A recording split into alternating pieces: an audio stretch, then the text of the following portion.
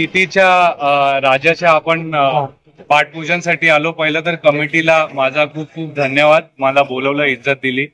आणि आम्ही सगळीकडेच फिरतोय, कुलाब्यामध्ये, कफपेडमध्ये, आपल्या 187 वॉर्डमध्ये, क्रॉफर्ड मार्केट, सगळीकडेच. कारण मी स्वतः आता डिसिजन घेतलेला आहे की आमच्या कॉन्स्टिट्युएन्सी मधनं एक नवीन चेहऱ्याची गरज आहे आणि काळाची गरज आहे. कारण आमच्या इथे सिस्टम पूर्ण उद्ध्वस्त झालेलं आहे.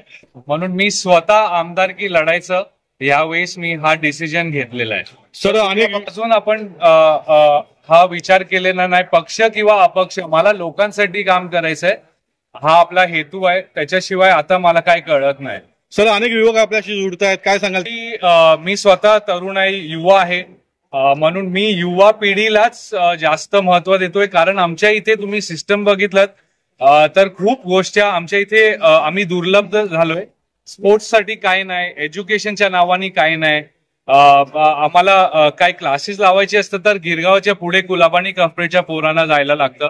म्हणून इथे सिस्टम मी जसं बोललो उद्ध्वस्त झालंय, तो परत ठीक करायला हा नवीन चेहरा आणि नवीन उमेद घेऊन आम्ही उतरतोय. बिहारमध्ये चिराग पासवान पण डॅशिंग एक यंग लीडर आहेत, माझे जवळचे आहेत. चिरागजी माझ्या खूप जवळचे राहिलेत. मी इन्स्पायर होतो. He is a youth leader and today the whole nation knows him.